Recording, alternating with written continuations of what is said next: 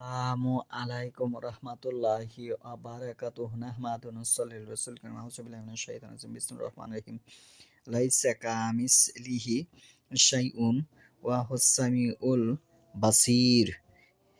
কোনো কিছুই তার সাদৃশ্য নয়, তিনি সবকিছু শুনেন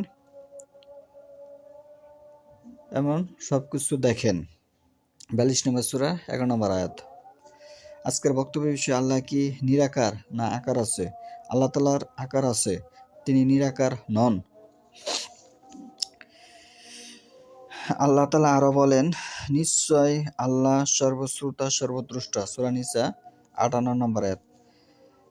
আল্লাহ তাআলা আরো বলেন 3 নম্বরে, আরো বলেন, ওটা এজন্য যে আল্লাহ রাত্রিকে পরিবেষ্ট করেন দিবসের মধ্যে এবং দিবসকে পরিবেষ্ট করেন রাত্রির মধ্যে, এবং আল্লাহ সর্বশ্রোতা সর্বদ্রষ্টা।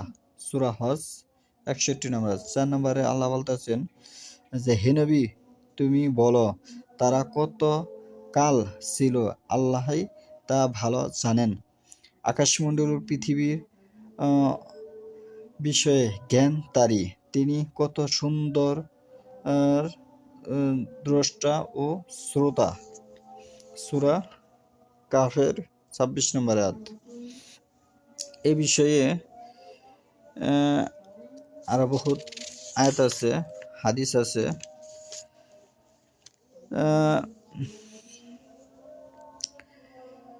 কখনোই নয়, অতএব তোমরা উভয়ে আমার নির্দেশন সহ যাও, আমি তো তোমাদের সঙ্গে আছি, আমি শ্রবণকারী। 26 নম্বর সূরা 15 নম্বর আয়াত। এরকম আরো অসংখ্য দলিল প্রমাণ আছে, যা বলে শেষ করা যাবে না। এবং আল্লাহর হাত সম্পর্কে মহান আল্লাহ পবিত্র কোরআনে ইহুদিদের একটি বক্তব্য এভাবে তুলে ধরেছেন। আর ইহুদিরা বলে, আল্লাহর হাত রুদ্ধ, তাদের হাতই বন্ধ হয়ে গেছে।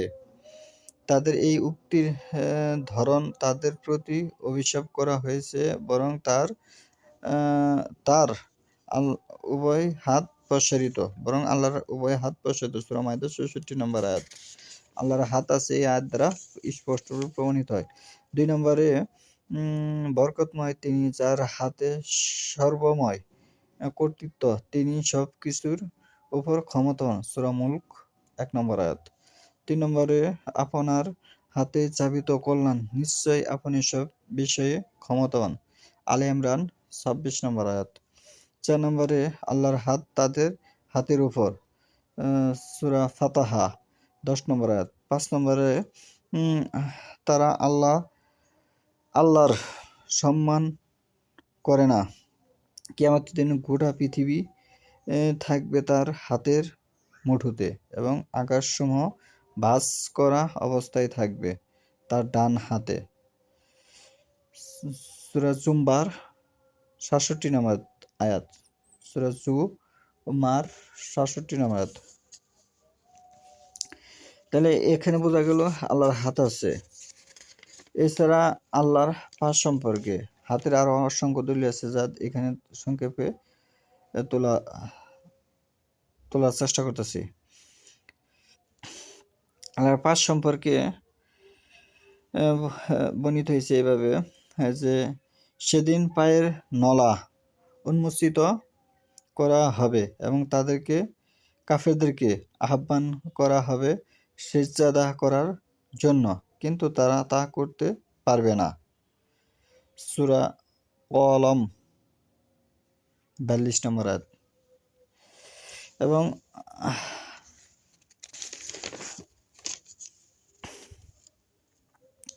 এ বিষয়ে হাদিসে এসেছে এভাবে, কিয়ামতের দিন আমাদের প্রভু পায়ের নলা উন্মুক্ত করে দিবেন, অতঃপর সকল মুমিন পুরুষ ও নারী তাকে সিজদা করবে, কিন্তু বাকি থাকবে ওইসব লোক যারা দুনিয়ায় সিজদা করত লোক দেখানোর ও প্রচারের জন্য।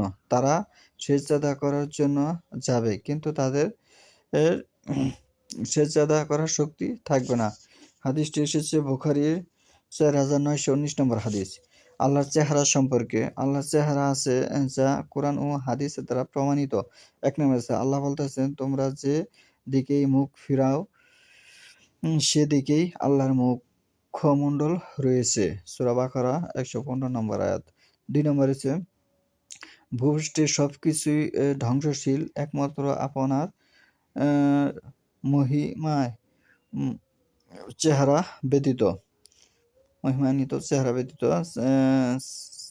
২৬-২৭ সূরা রহমানের ২৬-২৭ নম্বর আয়াত। আল্লাহর চোখ সম্পর্কে, আল্লাহ তাআলা আর আকারের অন্যতম দলিল হচ্ছে তার চক্ষু আছে। এ সম্পর্কে কোরআন হাদিস থেকে কতিপয় দলিল পেশ করা হলো। ১ নম্বর হচ্ছে যা আমার চোখের সামনে